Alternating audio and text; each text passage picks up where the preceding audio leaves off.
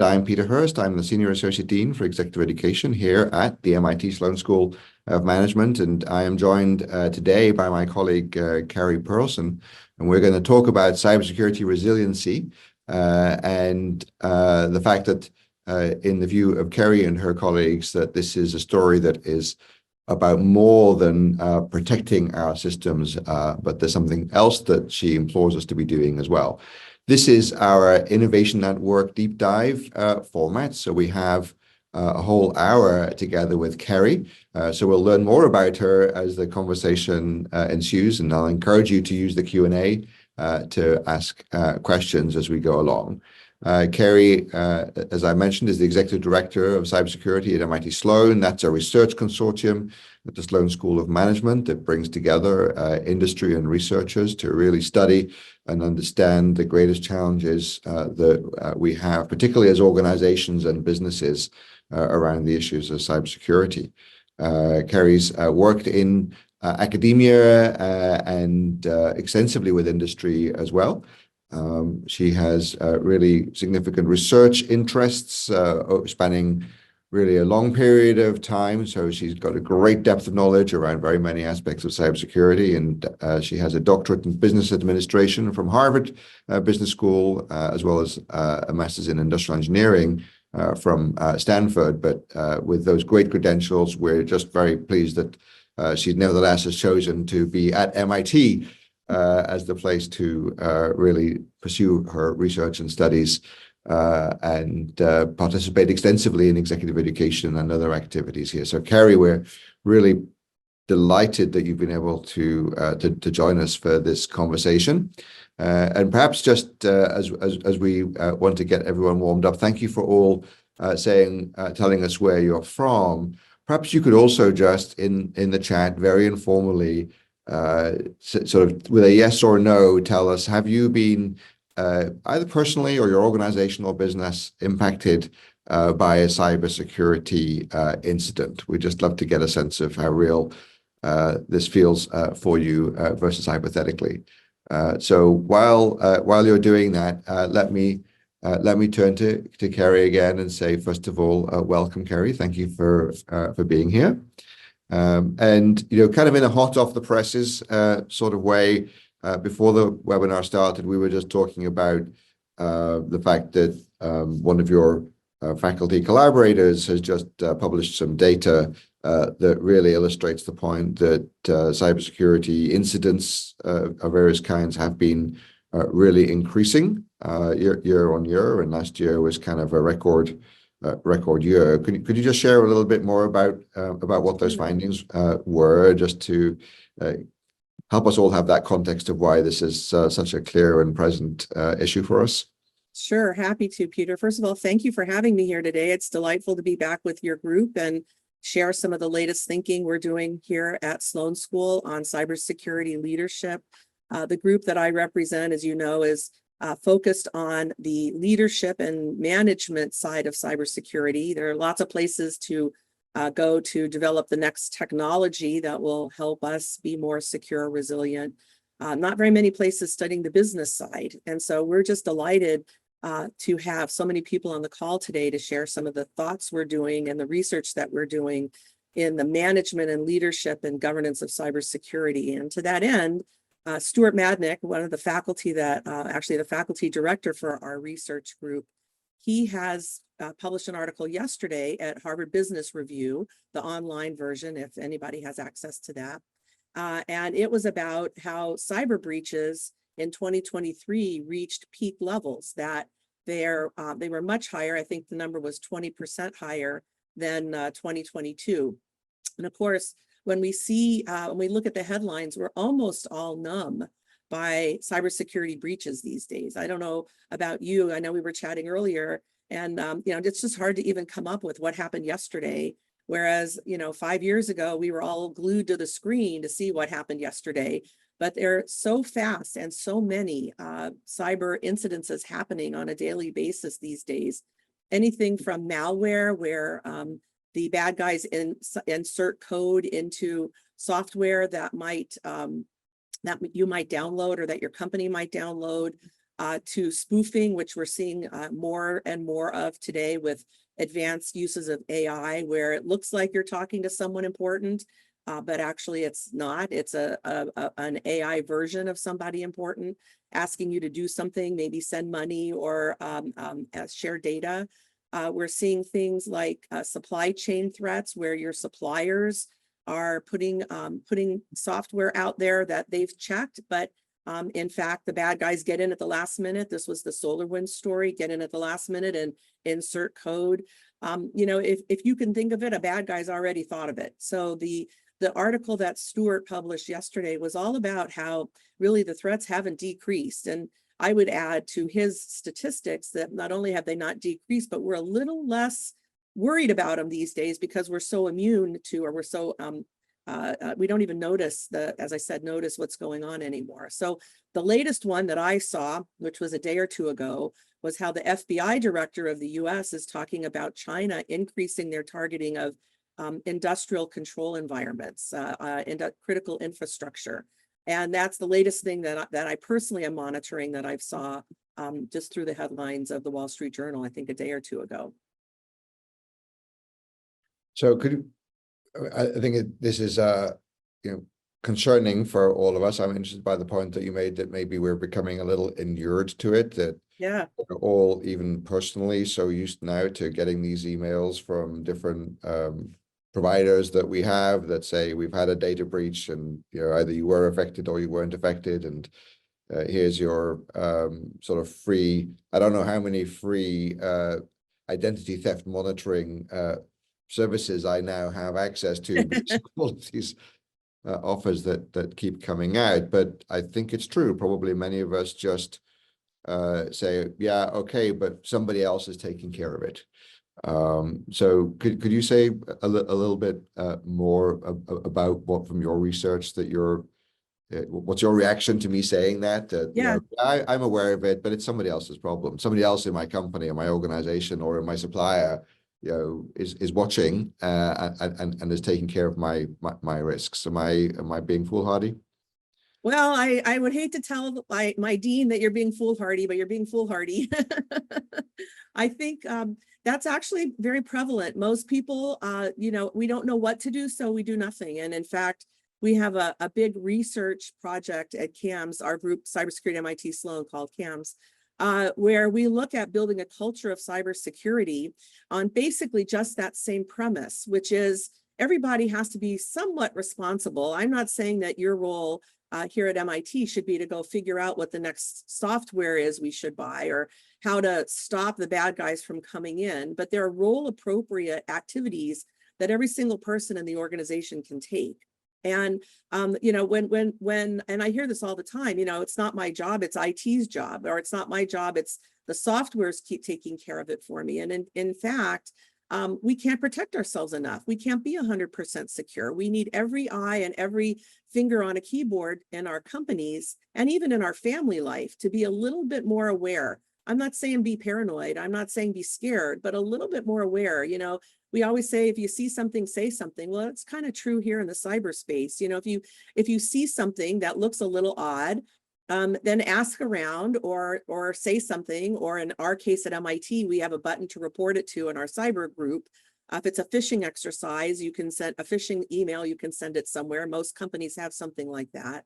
But really, it's everybody's job to be a little more vigilant today, even with the overload of activities of cyber incidences, because they are coming at us, and they're coming at us in new and nefarious ways.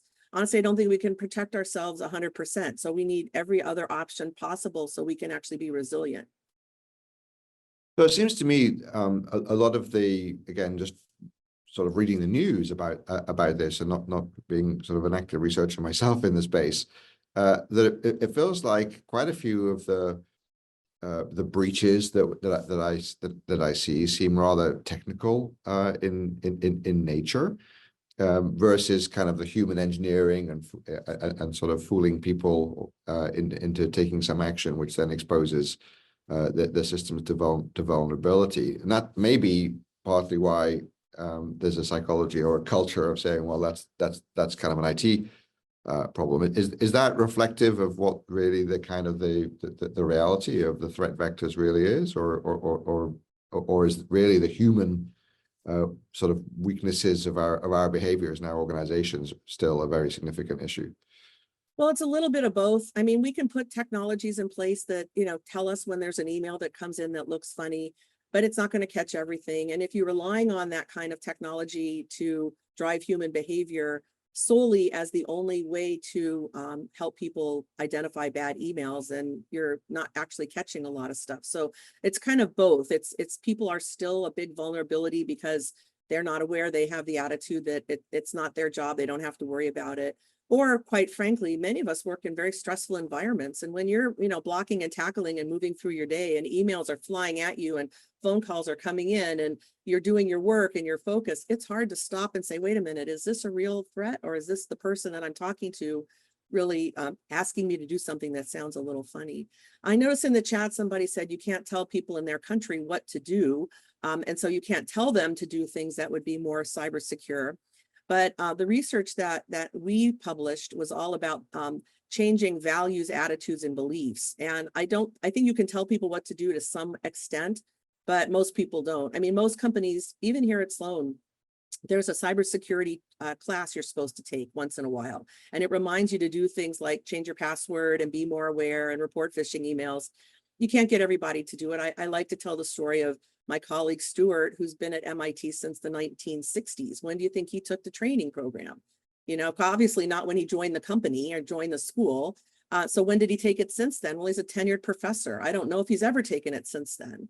And I'm not so worried about Stuart not taking the training program because he's a cyber guy. But what about the dean's secretary? Or what about, other folks who have been here equally as long that don't think about cyber on a day in, day out basis? You can't force them to take the course. So what can we do? So the work we've been looking at is more about changing values, attitudes, and beliefs. So in other words, helping people see that this is valuable to the organization. It's something they want to do. It's something they can do, giving them, as I said, role appropriate things. So we see things like in one organization in Brazil, the CEO starts every company meeting with a story about cybersecurity. And it could be him telling his own story. It could be, he just attended a seminar and here's something he learned. He could bring in somebody who talks about cybersecurity. But a couple things happen. By him starting his all hands meeting, which is not a cyber meeting, with a cyber story, he's telling the organization that this is his priority. And when it's his priority, it becomes the priority of the people that work for him, and so forth and so on down the chain. So it changes the values and the attitudes of the people in the organization simply because he tells a story about a headline that he read or an incident that he had. In another case, we see people trying to motivate people to take behaviors by giving them rewards. One company gives you a little badge, like this little badge on my it's on my Zoom screen right here. But it could be, you could have a badge that said you're a cyber hero, that costs nothing, and people want those kind of things. One company, they gave out cookies, the chocolate chip kind, to people who reported something on cybersecurity or did behavior. So you don't necessarily have to tell people to do something. You can motivate or provide incentives. Incentives could be positive or negative. In one company, if you click on a phishing email 5 times in a row, if you failed a phishing exercise, each time it's escalated to the point where you meet with HR, you meet with your boss. But if you keep clicking on the phishing email, they fire you because in their organization, it's an industrial control environment, and you could introduce malware that might blow up something, and they can't take a chance on that. So in their environment, I'm saying everybody should get fired if you click on phishing emails, but in their environment, it's a big violation. So there are ways to motivate behaviors by changing the values, attitudes, and beliefs. And that's kind of what we go for in our research. So I guess I'm hearing you saying that it's a both and situation, that Yes. companies and leaders need to be thoughtful about investing in the technical and system solutions, and at the same time need to be leaders in terms of trying to create what you describe as this culture of cybersecurity. So it's do both. So just to repeat the point, whose Yeah. responsibility really, in your view, Yeah. is it to do Well, that? that's really a good question. Whose responsibility is it? So in my world, cyber needs to start at the board of directors. The board of directors takes an interest in cyber. That's going to propagate down to the C levels. That's going to propagate down. So the board of directors isn't ultimately responsible for making sure we're secure, but their interest will drive culture. I think it's the CEO has a responsibility to make sure that there are activities and processes in place to drive culture. I think the C-level, CIO, the technology leaders have some role in this. It's really a coordinated effort all the way down to the individual. But I want to also just throw out this idea, maybe we could explore it in a minute, about resilience, because I don't think you can be protected enough. And if we can't protect 100%, it's really important for everybody to do as much as you can to protect. But if you can't be 100% secure, we got to have some alternatives there. Okay, so resilience is an interesting word, particularly thinking about post COVID, where we learned about the importance of resilience in supply chains. We're now talking a lot about resilience in terms of things like climate change as well. So even though we're doing everything that we can to reduce or mitigate the sort of the underlying causes, recognizing that things will still happen. And so what does it mean to be resilient in the face of these cybersecurity threats? And what are some of the things that are important for not only IT leaders, but for business leaders to know about resilience from your research? Well, so resilience isn't a new term for anybody, including technology. I'm sure you remember resilient computing. That was something, redundancy built into the system so it would never fail. I mean, resilience is not a new term. I actually was thinking about it in the context of COVID. I was thinking how, we had to learn to be resilient to COVID. It didn't go away. We just had to learn to be resilient, which meant in my life, I had to take precautions to try not to get it. And if I got it, I had to have plans in place so that I could get healthy, number one, and number two, get back to work as quickly or to whatever I needed to do. And that's kind of the idea I've been talking about in the cyber world. We can't protect ourselves enough. So we need to have some strategies for, number one, responding fast, and number two, getting back to business really fast. So we actually wrote an article, appeared in Sloan Management Review on this about a year ago. So my vision of a resilient environment is one where they experience a cyber attack, but no damage happens. There's no hit to the reputation. There's no slowing down of operations. There's no impact on our financial health. There's no data loss or data compromise. There's no impact on our people. I mean, wouldn't that be awesome? We had a cyber attack and nothing happened. I think that's really a vision. I'm not sure we can ever achieve that. Certainly not right now. We're not, our systems and our people and our processes are not in place to be able to be that resilient. But if we put that out there as our vision, then what we would come to the point that protection is really about keeping the bad guys out. But resilience is assuming that the bad guys are going to get in and then having plans in place to minimize the damage. I mean, really minimize the damage. Everybody says we've got business recovery plans. Well, that's awesome. But have you tested your business recovery plans in the context of a cyber incident? Because if your business recovery plans are on your computer and your computers are locked up, you're in trouble. So, you have to test your resiliency plans in the context, your recovery plans in the context of cyber incident. Have you thought about prepared your organization for what to do in that case? Again, if the computers are locked up and we're all so dependent on our devices these days, how is somebody going to get information? Have you thought about how you're going to communicate, what you're going to communicate, who you're going to communicate to? So resiliency is really about the organization's ability to weather an attack and keep on going. And in the article that we published in Sloan, we actually had a diagram that had 4 phases. You're anticipating, resilient organizations anticipate something coming. So they've planned for it, they've thought about it, and many companies do this, business recovery and critical impacts. But then there's an incident or a shock to the system, and the operations of the organization takes a hit. But a resilient organization recovers faster and maybe even at a higher level of operation.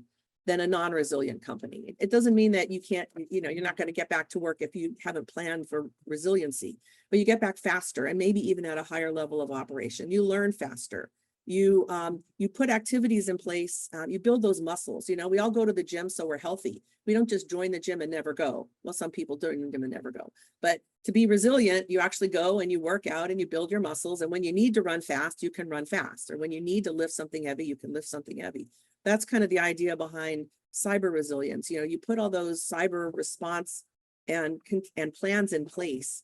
Have you tested your backups? Have you ever tried to run your company from your backups? Those are the kinds of things that people don't want to do because it might be disruptive to their work, but we need to build processes in place so that we can do that, so that we really have an ability to recover instantly if necessary from a cyber attack. We've read a lot of articles about this, some for the boards, how do you measure resiliency, some for the C-levels, how do you think about tabletop exercises and building those muscles, some for the technology leaders, what does it mean to have your backup plans really be resilient, those kinds of things. As I hear you describe all of those kinds of things that people could do to sort of prepare for the possibility of one of these attacks, I can't help thinking of famous, maybe an infamous Secretary of Defense who talked about known unknowns and unknown unknowns. Yes. How does that figure into the kind of planning that you're advocating for here? Well, that's actually a really good point. And that's actually a quote I often say: we know what we know, but we don't know what we don't know. How do we plan for what we don't know? And that's really where the resiliency comes in. We can protect from what we know, but we can't protect from what we don't know.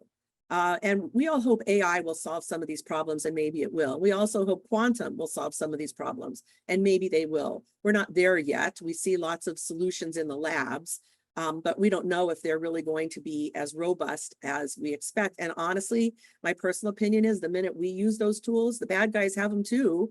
They're going to find ways to use AI and quantum and the next technologies against us. So I think the how do you plan for what you don't know is really where resiliency comes in. So, you put the stake in the ground of, let's give you an example. Who's going to address the press when you have a cyber breach? You put some plans in place, you think about it, you have a straw press release, but that's not the one you're ever going to actually release. When and if the incident comes, you've already done 90% of the work. Now you just fine tune it and release it. So you don't know what you don't know, but you know the kinds of things that you might want to respond with. And the more that you've practiced and the more that you've gotten your organization processes ready and your technologies ready, the more likely you are to be able to absorb the shock and get back to operations in a pretty quick manner. In the world of management consultancy, there's often sort of a discussion about the concept of best practices for different situations. Is that an idea that's meaningful in the context of cybersecurity and cybersecurity resilience? And if it is, what would be some examples? Yeah, of course. Best practices is always a good set of suggestions of things you might consider. So one practice that I've been writing about lately, really, I've been writing about it in the context of board oversight for cybersecurity. And I created this dashboard, I call it, balanced scorecard for board cyber resiliency. And I drew upon some of my former colleagues at Harvard's work on balanced scorecard for financial reporting, the idea of looking not just at what is our technology protected, but what is our supply chain? What is our organizational risk? What's our financial risk, our technology risk? Maybe there's a compliance risk. And not just saying technically, how are our controls doing? What are the technologies doing? But saying, to our managers, what is the biggest risk we could see in, let's just take supply chain. What do you see as the biggest supply chain risk? And what are we doing about it? And let's discuss that. Let's not start with what we're doing and how great everything is. We kind of assume that's table stakes. I assume you're protected. I assume you've put in all the technologies that you can, or that you want to, or that you think are appropriate. But let's take a step back and say, okay, where still is the risk? And what are our plans for that? What are we doing about it? So are we thinking that our automatic download of software might be a risk still to us? If we are, what are we doing about it? How do we make sure that when people download software, and update their systems, that it's fine, that we don't introduce a cyber risk. If we think our people are still a big vulnerability, a big risk, and it's an important risk and a current risk, what are we doing about it? How do we make sure that our people aren't? How do we propagate this culture of cybersecurity? So one practice I've seen is really to take a kind of a non-quantitative, a more qualitative approach and say, what's our biggest risk and what are we doing about it? And that kind of discussion can happen at every level. Another best practice we've seen is mostly around, well, that I've seen, there's lots of best practices, but is around the people piece. So one organization we worked with, they appointed somebody as their cyber culture manager. And so she owns making sure that people know what to do. And it's more than training and awareness. We all take the training course. I gave you my story about Stuart maybe never taking the training course. Sorry, Stuart, if you have. That wasn't a slight at you. But that quite frankly, most people take compliance courses with their phone next to them, and they're playing Words with Friends, or they're doing emails, and they're answering the questions they need to answer. They're only partially paying attention. They may or may not actually be learning what the intended lessons are from the course. So in their environment, training and awareness programs are not enough. They need to be a little more in their environment. They've decided to invest in a person who goes around and tries to understand what is the biggest human risk here and how do we minimize it. And so she puts other things in place, like maybe a specific awareness program targeted at a country that has a different culture than the United States culture where their company is headquartered, or maybe meeting one-on-one with some influencers to share the ideas of being more secure and why that organization would want why the people in that organization want to be more secure. So actually have a person who owns it, and that's actually a best practice also. So there's a couple ideas. Can we drill down a little bit more on this question of the who's responsible in the context of the business? Because I imagine that many of us might be sitting in organizations. I think on this webinar today, we've got a lot of people who know a lot about this subject matter, but many of us might be in organizations that it's not clear to us actually to what extent someone is doing that work and taking that responsibility in that kind of top-down way that you've been talking about, board responsibility and CEO and so forth. How concerned should people throughout the organization be, and what are some of the questions that we should be asking about about our own systems and our own organization, and what are some of the things that you've seen that are effective for people who are not the board member, not the CEO, but really are concerned about what is the posture and exposure of their own company or organization? Yeah, so there's a model put out by the National Institute of Standards and Technologies called the NIST model, the NIST Cybersecurity Framework. I'm sure many people in this call know about the NIST framework. It's been around for a few years, and it suggests that to manage, there's an updated version in the last year. There's 6 buckets, if you will. It's normally depicted as a circle because it's a circular. You don't do these necessarily in linear order. But it's about identifying what are the risks, protecting against the protection, detection, response, recovery, and now the new circle is govern. So governance practice, risk management practices. I like that model as a framework for non-cyber managers. It's used by cyber people too, but for non-cyber managers, because it gives you kind of a roadmap of where you might see something or where you might ask questions. So first of all, if we start with the identify bucket, what are your crown jewels? What are the things you're most worried about? If we couldn't protect everything, you have to make this decision at your home too. You probably have insurance on your house. You probably have insurance on your cars. You probably have insurance on some of your more expensive possessions if you have jewelry or something of incredible personal value, but you don't insure everything at the same level. You probably have some insurance on everything, but not quite at the same level. So how do you make those decisions? Well, in a company, it's the same thing. How do we make those decisions? It's a tough call. Are we insuring our data? Are we insuring our process? Are we insuring our technology? Are we insuring our top executives? But those decisions have to be made. That's where leaders come in. So one thing a general person could do is think about what's most important from your perspective in your company, and how are you making sure that part's resilient? How are you making sure that part is protected?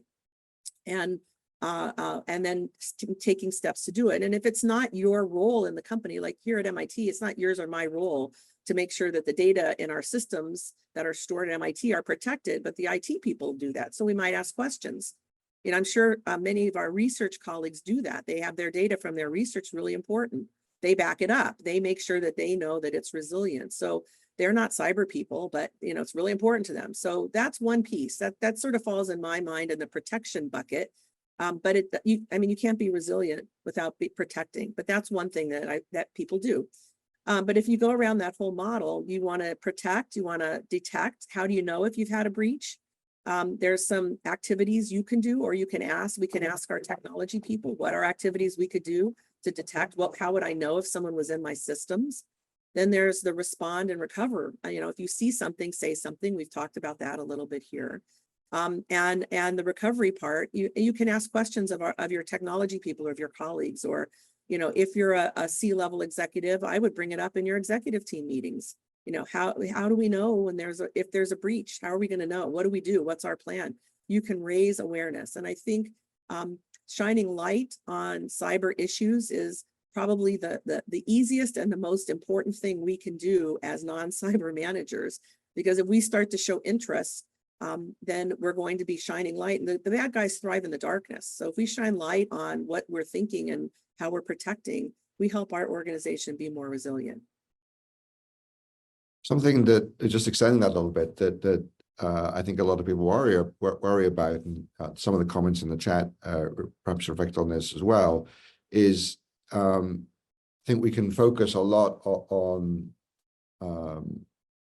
sort of our own cybersecurity. And, I think when people hear you talk about the risks from our supply chains and vendors and so forth, and those have been some of the breaches, that's still in many ways still kind of the technical risk, right? They may put our data sort of in jeopardy and so forth. But what about, the business risk from key suppliers that we depend on, in our lives or in our businesses, not having that resilience themselves as well. So, sort of the one that maybe comes to mind for some people at the moment is there's some, reports of potential state-sponsored attacks on critical infrastructure. So, what happens if the electricity supply grid goes down? Yeah. Those kinds of questions. How do you layer in your research, that kind of maybe more general business and operational risk that is not itself a technical risk or technology risk? Yeah, you actually raise a couple questions. So I'm going to kind of summarize what I heard and then try and answer two different questions. The first one I heard is the business risk, not necessarily technical risk, but the business risk, the risk that it's sort of the same thing we saw during COVID when our supply chains couldn't give us the supplies we needed, they couldn't meet our needs. And what's the cyber equivalent of that piece?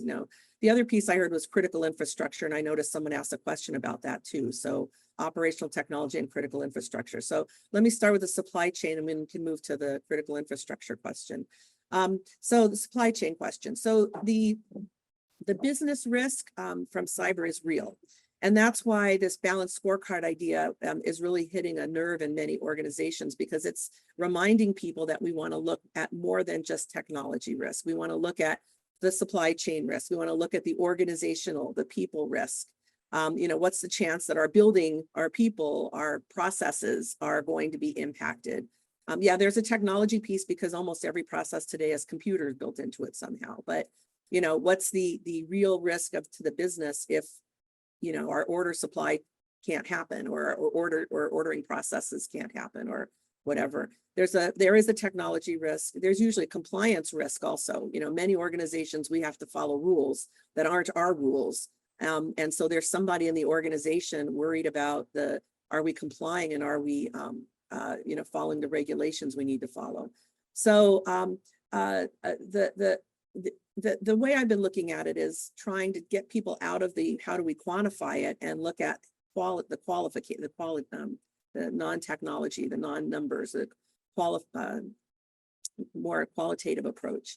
And because I think our executives have in mind, or can if they put they spend time focused on the qualitative assessment, identify what's the big business risk. I don't think there's one model that says, here's everybody's business risk and let's make sure everything's managed appropriately. So that's why I like the NIST model. It really forces you to stop and say at the very beginning, identify what are the risks, what are the business risks, what are the crown jewels in our perhaps process. So if the supply chain going out is a big risk, and it would probably be a big risk for every company, then you want to have some steps in there to be more resilient. We actually have a project right now, and one of my researchers is looking at small and medium businesses, because of course they don't have the resources that the very large companies have to be cyber secure, but they have to be cyber secure to be in our supply chain. And the more we see regulation about ensuring that our company's secure, the more we're going to push that down into our supply chain. And then we get these small and medium businesses that not only don't know what to do, but even if they knew what to do, wouldn't have the resources to do it. How do we help them be good supply chain partners? And what we're seeing in that research is that there are options that large companies can do to extend perhaps their culture into the smaller companies, so that everybody's more aware and maybe using some of the tools of the large company and the vendors. We're seeing processes, we saw that, I guess, 30 years ago when we were building electronic supply chains. We saw larger companies helping smaller companies use the electronic data interchange and electronic ordering and things like that. We're seeing those kinds of support from large companies to small companies. So that's just a project we're working on. Stay tuned. We'll hopefully have a couple papers out on that in the next year or so, but maybe the next month or so. We've submitted a couple to journals. And I should say, just as an aside, our website has all these papers, working papers and articles. Anybody's welcome to access it. It's at cams.mit.edu. And you can look at all our papers. But that's a project we're working on, because supply chain's a big issue, and understanding where the risk is coming from is the only way we're going to manage that risk. We don't know what we don't know, back to your quote earlier. Yeah, it's interesting you frame this as being about risk management. When I see what's going on in how a lot of particularly larger companies are dealing with what they perceive as their risks, it may be less about risk management and more as much about risk transfer. Yeah. We're seeing more and more, contracts and agreements are really trying, what they appear to be doing is trying to transfer the risk sort of to their suppliers. Now, it may be that the belief is that, well, then those suppliers will realize that they now have that risk too, and they need to put in place the measures to be able to mitigate it. But you said something very, I think, interesting in that, which was, you asked the question,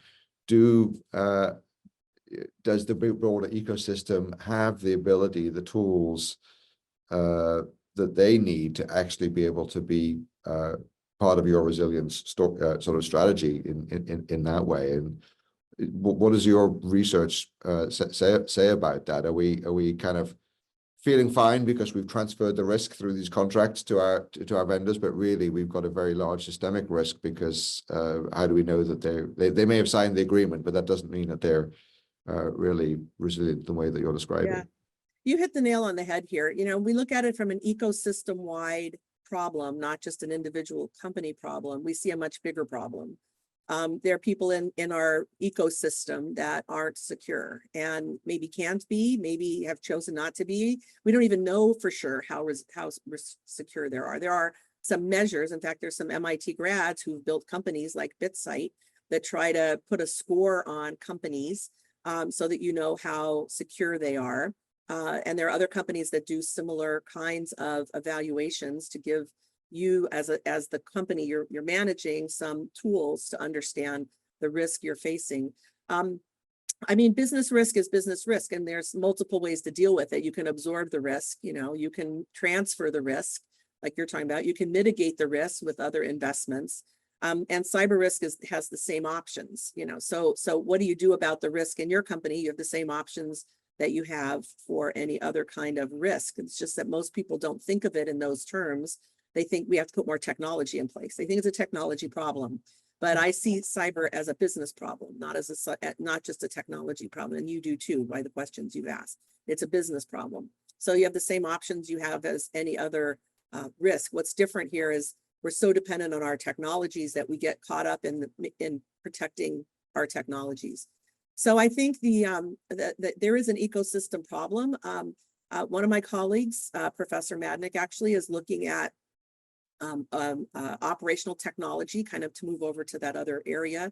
We actually started our center, our research group, with a focus on critical infrastructure. I know you remember the days when we were called IC3, which stood for the Interdisciplinary Consortium for Improving Critical Infrastructure Cybersecurity. It's a mouthful. It took me 5 years to be able to say it in one breath. And we looked at critical infrastructure. So Stuart is actually continuing that, and he has a special interest group for CAM's members, people that are part of our consortium, really to study in operational technology areas. Somebody asked if it was less mature in terms of cyber. I don't think it's less mature. If anything, security is and safety is core to many operational technology environments. And so in that ecosystem, cybersecurity might be a little bit difficult or different, because now you're blowing up stuff. You're not just stealing credit cards or a data. You could actually stop a system from working. The outcomes are perhaps a little more urgent, or certainly physical, not just technological. But there's maturity. There's an ecosystem there that's trying to work through that. The difference is that there are many consortia and government agencies, like the Department of Energy is really concerned if the grid goes down. So the Department of Energy invests lots of money trying to figure out how do we make sure the grid is safe. And there's all sorts of regulations that try to keep all the local grids from going down, and so forth and so on. So when we get to that level of critical infrastructure, there are usually other players involved than just the company. So we can talk about that. We can talk about the ecosystems, or really what, as one company, can you do to make yourselves more secure. Great, that's helpful. Thank you. So just turning again to some of the questions and comments that have been coming in. I think you've talked a lot about, if I can sort of coin a phrase, human intelligence as being one of the sort of areas of challenge and perhaps opportunity. But a lot of people are really interested and concerned about what are the implications of artificial intelligence and how that could impact all the things that you're talking about, and what's front of mind for you based on your research about kind of the risks, but also again the opportunities that you see coming from recent developments and future developments in AI. That's a really good question. That, of course, one of my colleagues, Michael Siegel, is my other director here, and he said recently, AI is sucking the air out of every other topic. You can't have any discussion today without AI coming into the middle of the discussion. Cyber is no different. We have been looking at AI, of course, for a while. We have some projects that are in the middle of the research process, looking at how do you build secure AI systems. Secure by design is a big topic for many organizations right now, and AI plays right into that. I think, as with many other areas in our business, the wildly popular explosion of Gen AI, ChatGPT and its sister brother flavors, Copilot and so forth. It's been around a while, but it just sort of took off last year, and it introduces a whole different set of cybersecurity concerns, because again, we're back to sort of this idea of you don't know what you don't know, and you don't know when AI comes in. You're looking for a needle in a haystack to some extent. So a couple years ago, I published an article kind of identifying the areas in a general AI or machine learning system where there might be vulnerabilities. For example, the data could be poisoned, or the training data could be poisoned, so that the system learns the wrong things, or the model could be manipulated so that the model doesn't do what it's supposed to do, or the output could be intercepted and replaced or stolen. And there's a number of places in a generic AI system where you could see a malware or I guess a cyber criminal trying to get in to do some damage. But when we look at the applications of AI, of course, everything has a potential application of AI, and we really don't know what we don't know, but we're doing some work in CAMS about secure by design. One of my colleagues, who is also a CTO of a bank, and I have been looking at the fact that we have models that tell us how to build IT infrastructure like TOGAF. We have models of security that have been applied on top of infrastructure models, like SOPS is one of them. But neither of those really take into account AI. And so we need some new models that start to look at the unique aspects of AI. And so we have a project to try to articulate, when you do secure by design methodologies, how is that different in the AI world? And we're really right in the middle of that project right now. We have another project we're looking at with AI and HR, the people side. Because if we think people are a big risk, we've already talked about all that. We think spoofing is a big issue. And, I think I said earlier before we got on this call, it used to be phishing exercises were all about trying to catch people who didn't pay attention. We all know that our great uncle isn't leaving us, or the prince of Nigeria isn't leaving us millions of dollars. We all know that now. That's evolved into many, many, many other kinds of attacks, phishing attacks. But now those phishing, and those often had errors in them. You could look at it and you could see there was a typing error or something. I mean, they weren't trying to be perfect. They were trying to just get at the people who didn't pay attention to click on them and get their money or get their data. Well, today with AI, we see much more perfect, at least to the human eye, perfect attacks, perfect letters, perfect videos, and maybe even something that's digested our personal information. So you might get something that says your kid is in trouble, or your grandkid is in trouble, or your boss is asking you, and it really has your boss's name, and it's looked at your boss's calendar. I mean, there's all sorts of things that can be done today much more cheaply and easily because of tools, particularly AI tools that start to look at things like that. So there are a bunch of new threats being introduced by AI. I think we're not completely back to the Wild West, because we do have good protections in place, and many companies are thinking about resilience, but we don't have specific models yet that are widespread models for AI specific. So I tell people, go back to the NIST model. What do you identify as your crown jewels? Where do you see the biggest risks?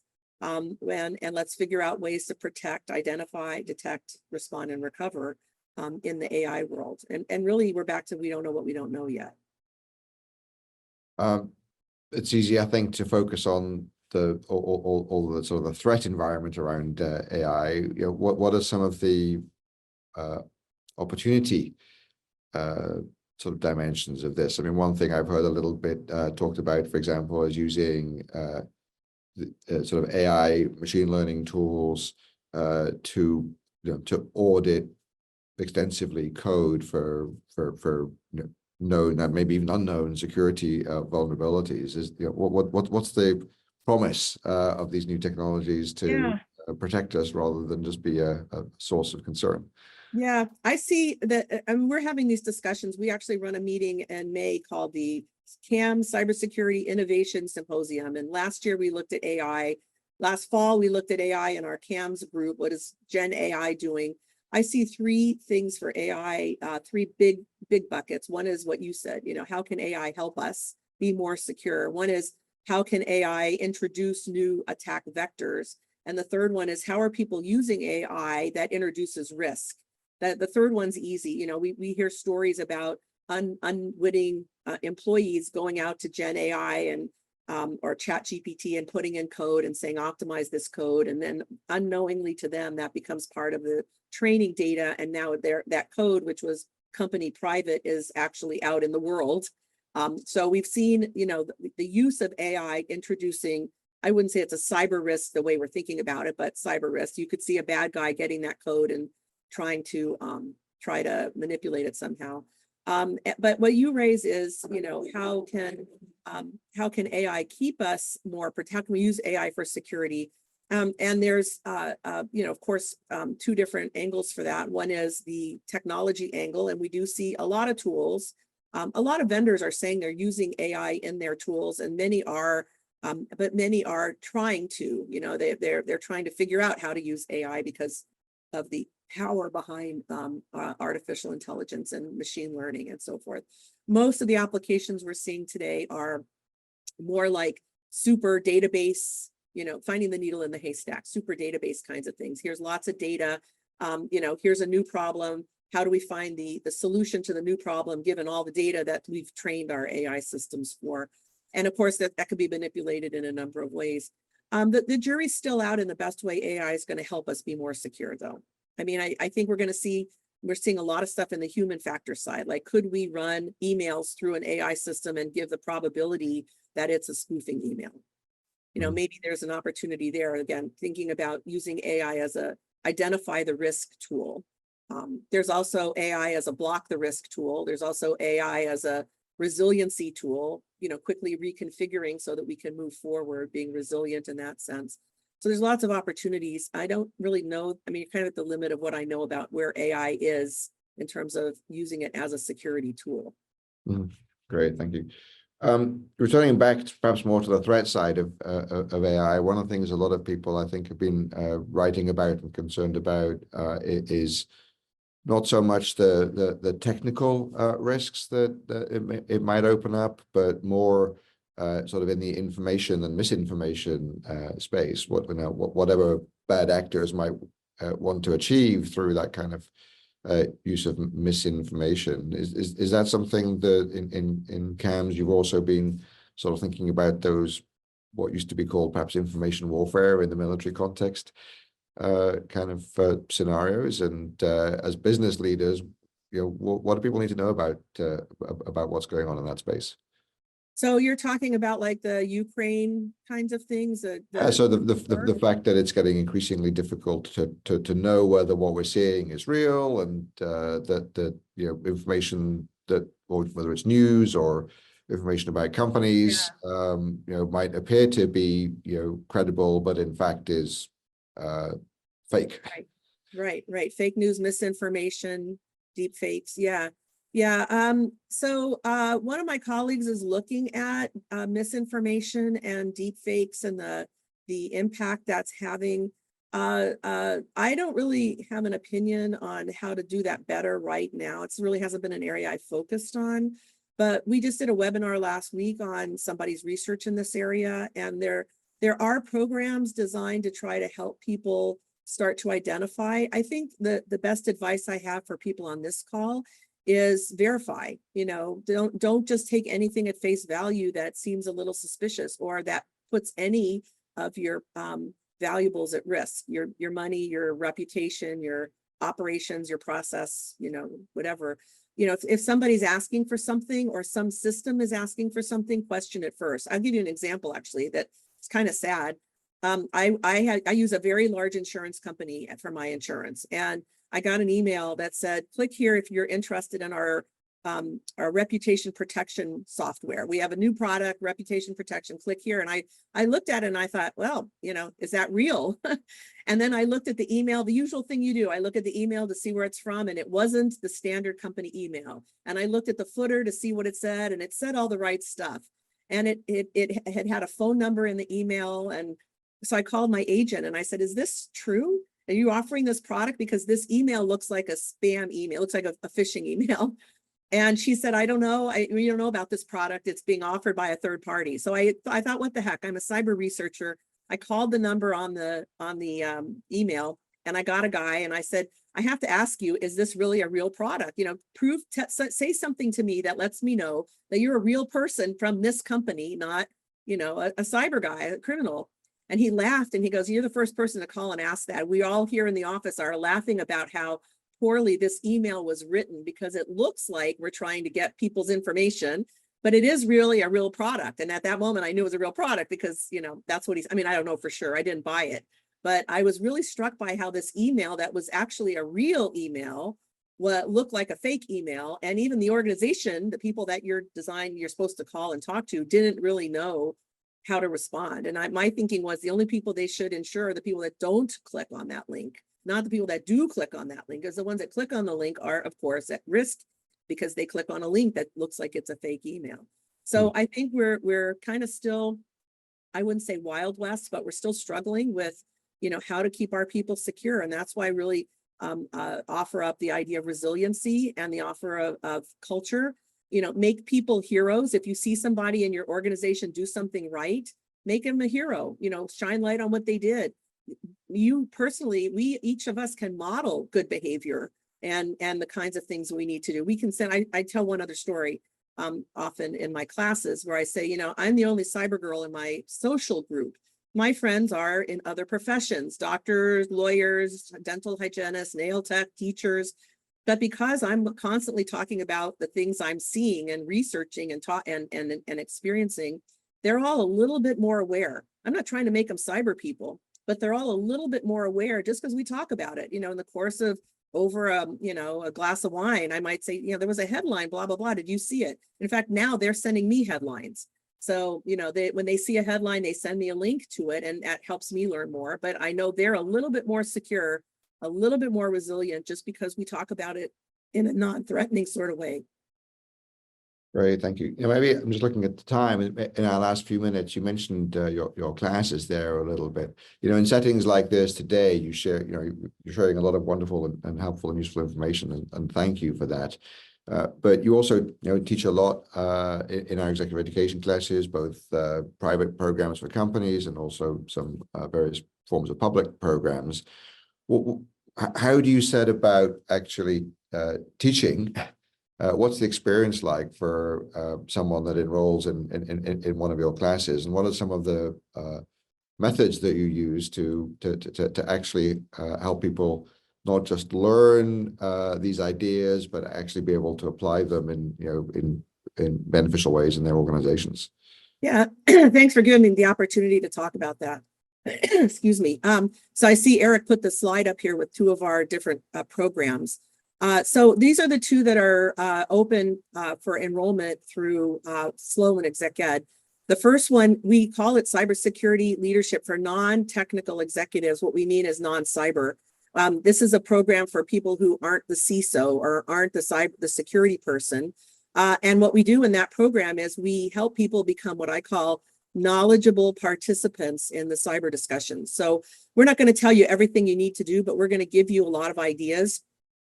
And in that program, we build a playbook, which you can take back to your organization, recording questions you might want to ask when you get home so that you can understand how your organization is doing the cyber resilient activities that they need to do. So we talk about the NIST model, which I brought up here. We talk about building a culture, which we talked about here. We talk about risk management. We talk about myths versus reality. We talk about security versus privacy. Sometimes you have to make a trade-off.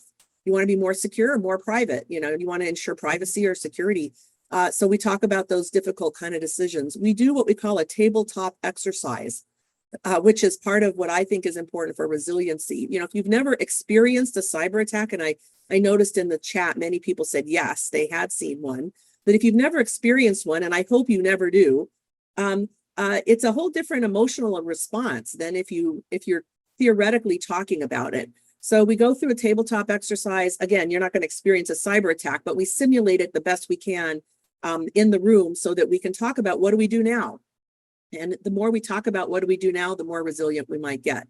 So the top program on this screen is for non-cyber executives. We often have cyber people in that just because they want to learn how to talk to their non-cyber friends or colleagues.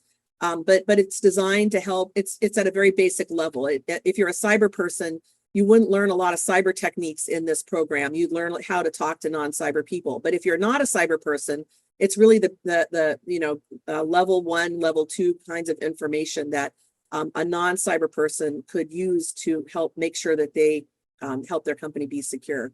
The other program is a similar one for boards of directors. So we have done, as I mentioned earlier, lots of research in the area of boards. It's a similar kind of program to the first one, but we spend a lot more time on the governance piece, the regulations, the rules. What do you have to do to meet rules and regulations? And then what's happening at companies from the board level, from the regulatory and the legal and the judicial side, as well as from the management and the strategic side. So we're not talking so much about how do you implement a culture of cybersecurity. We do talk about a culture of cybersecurity, but it's more like, here's what you might see in an organization. Here's some things you can personally do as a member of an organization to be more secure, but not as the manager implementing these kinds of tools. Great, thank you. That's a really good overview of those experiences. And again, if anybody is interested in learning more, we have some information up here on the screen. And for those of you that were in the live experience with us today, there were some links in the chat that we provided as well. So with that, I'm just looking, we have burned through our time and a little bit more. So thank you so much, Keri Pearlson, for sharing your latest work and ideas and encouragements to try to be hopefully at least incrementally more aware, but perhaps for some of us transformationally more aware of these issues and what our role, all of us, is in helping make sure our organizations are not just as protected as they can be, but as resilient as they need to be to not fall foul of this whole kind of evolving subject and set of risks. So thank you, Keri. Thank you all for joining us from all over the world. Thank you for your comments and your observations and your questions, which has really, as always, helped to inform and enrich our conversation as well. And we'll look forward to seeing hopefully many of you in future Innovation Network webinars or indeed in our classes live online and on campus. Thank you again, Keri. Thank you.